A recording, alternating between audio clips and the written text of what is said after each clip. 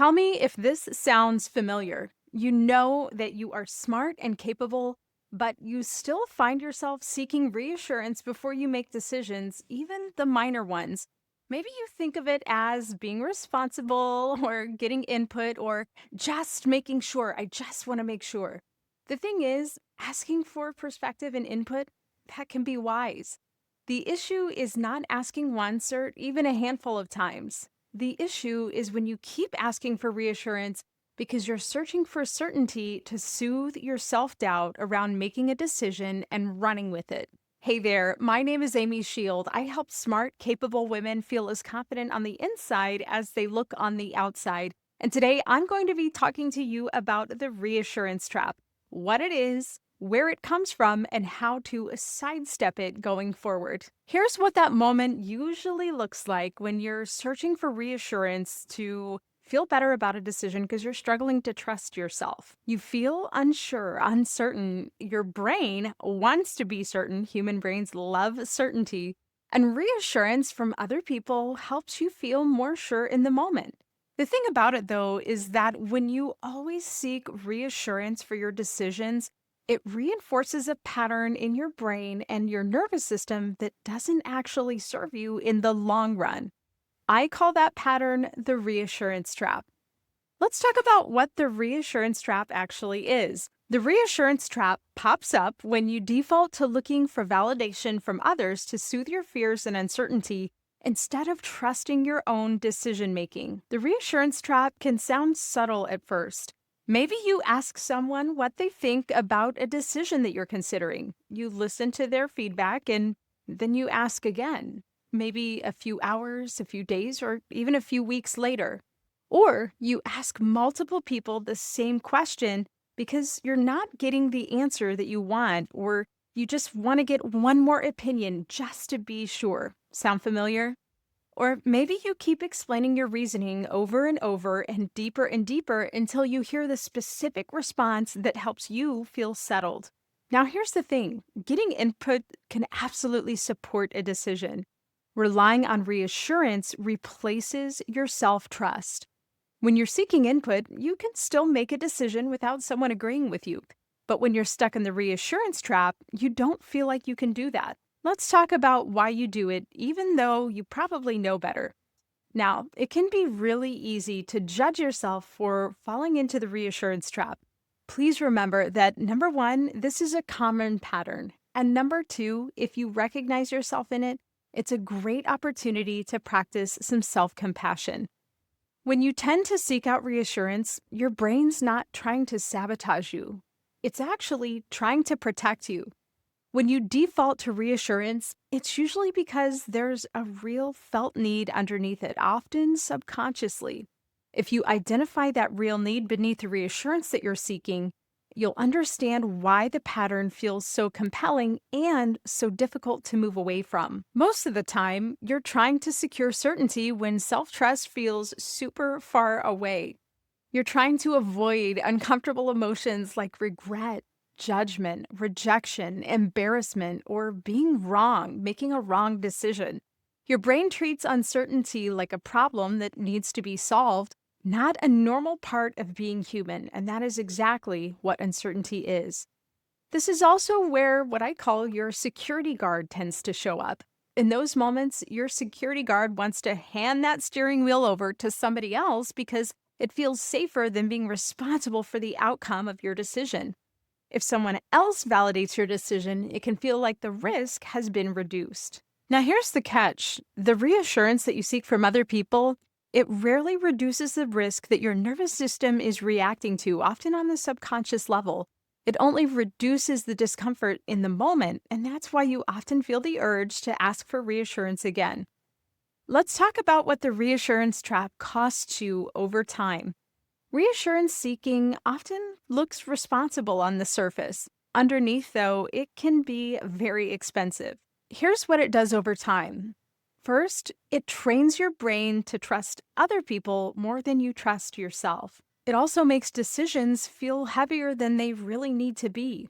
And it reinforces the belief that there's a single correct choice in every decision and that it's your job to find that correct choice and make it. It also creates a quiet kind of dependence on other people, not because you're weak, but because your brain learns that I can't move forward until someone else says it's okay for me to do that. Someone else agrees with my decision. This is all things that get wired into your brain. And by the way, they are also things that you can rewire over time. That being said, if your brain is currently wired to tell you that you can't move forward until somebody else says it's okay, I'm going to go out on a limb and guess that that's probably not the relationship that you actually want with yourself. You don't want to live like you need permission to feel secure, right? So here's the shift that gets you out of the reassurance trap. The goal is not to force certainty. That's impossible anyway. Instead, the goal is to build self confidence and self trust so that you can move forward even when you can't guarantee the outcome, which, let's be honest, in life, most of the time, we can't guarantee the outcome. When you build self confidence and self trust, you stop treating uncertainty like it's an emergency. You stop needing someone else to approve your decisions for you.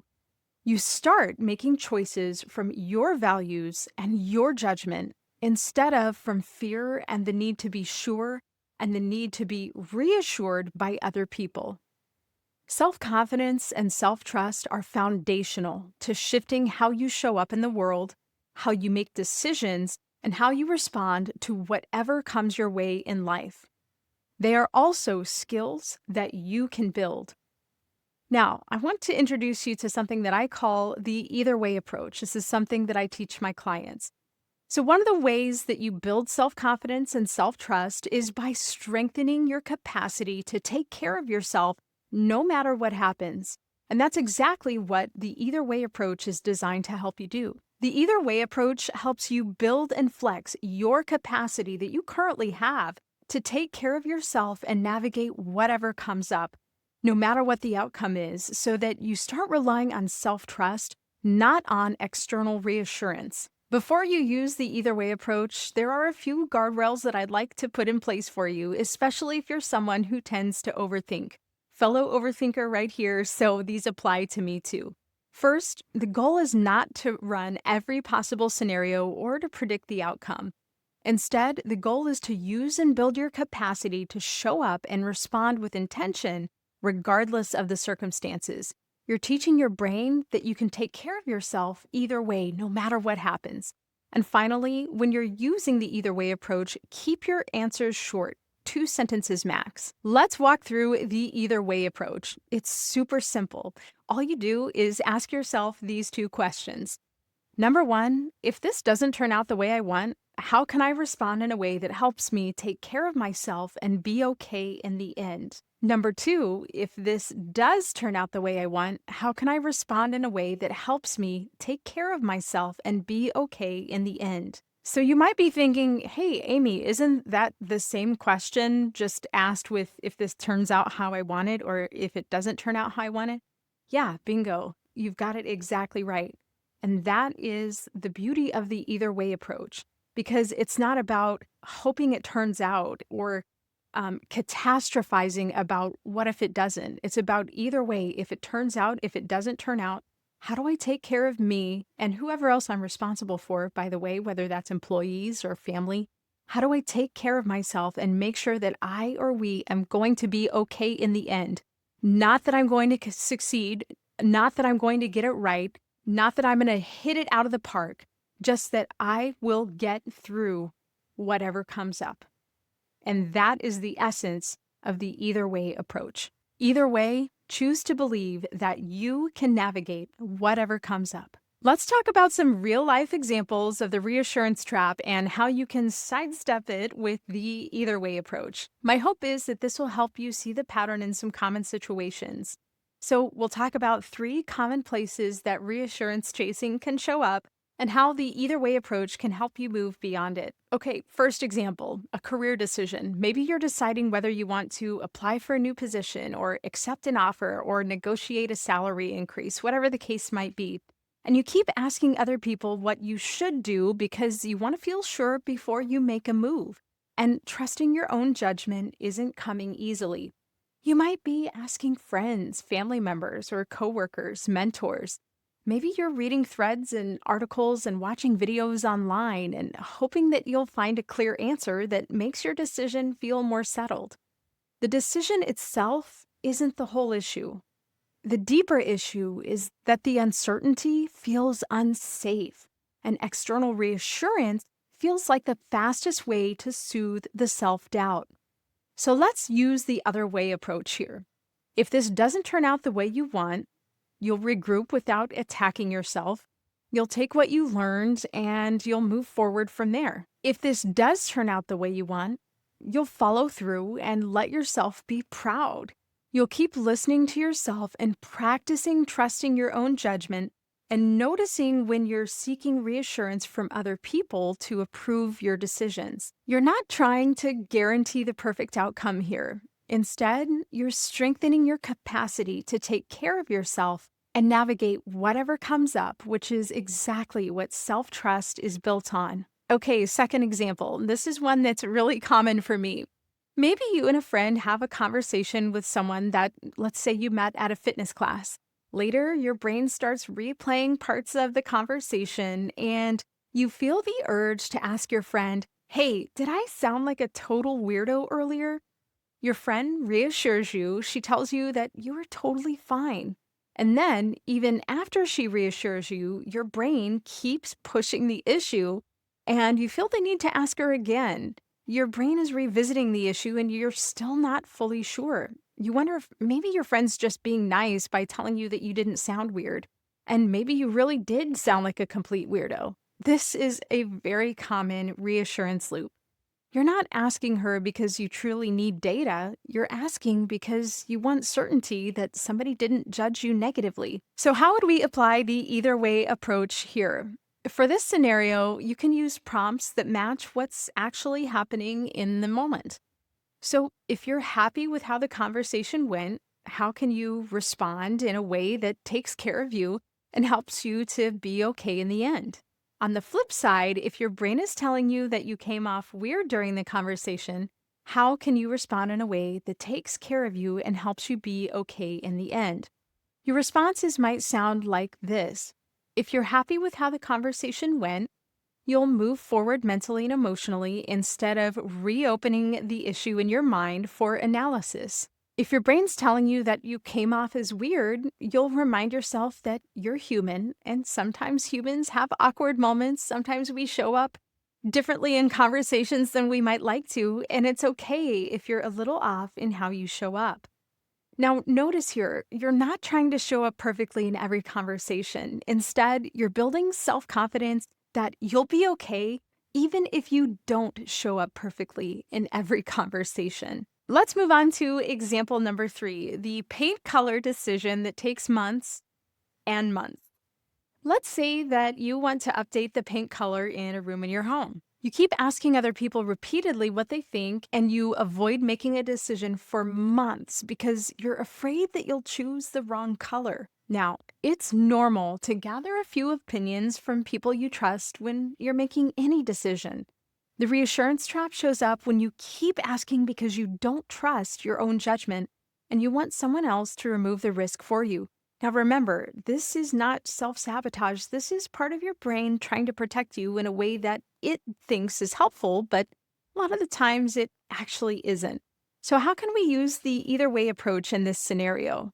If you like the color that you chose, then you can let yourself enjoy it and trust that you can make decisions without getting tons of input from other people. If you don't like the color you chose, you'll remember that you have the power to change it. It might take more time and effort, yes, but you can get through that. You'll be okay in the end.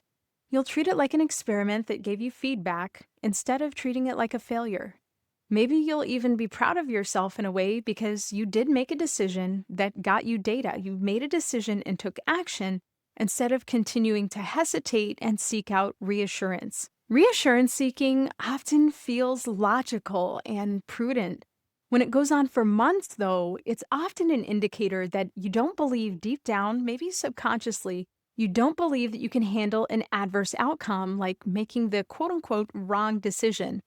In reality, you actually can handle the outcome. Yes, you can handle the outcome about 99.9% of the time. Doesn't mean it's going to be easy or pretty, but it is survivable and you can get through it.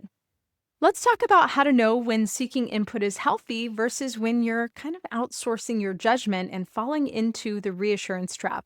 This is one of the most important distinctions you can learn because it helps you catch the reassurance trap early so you can pivot and move towards self trust. Here are some signs of healthy input seeking. You can still make a decision without someone agreeing with you. You're not asking the same question multiple times. You're asking the same question to multiple people. Your goal is not to get rid of anxiety, but to gather perspectives to make an informed decision. Here are some signs that you may be falling into the reassurance trap. You feel unsettled until you hear the answer you want from someone else.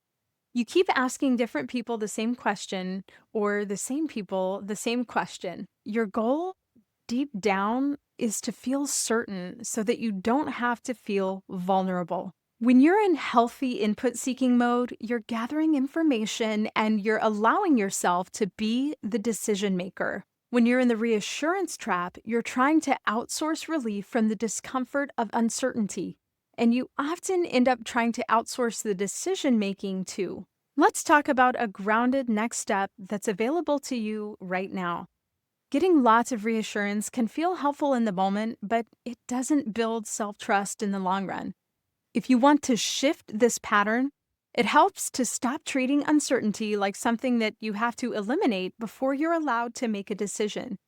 The either way approach gives you a way to strengthen your capacity to take care of yourself and navigate whatever comes up, which is what your brain has been trying to secure all along. Self-trust is one of the building blocks of lasting, sustainable self-confidence, and it's a skill you can build.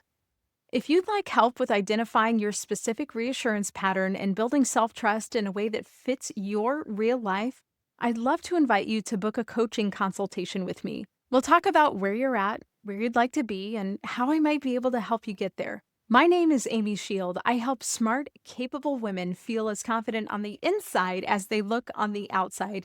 Thank you so much for checking out my video today. I hope you have an awesome day. Bye-bye.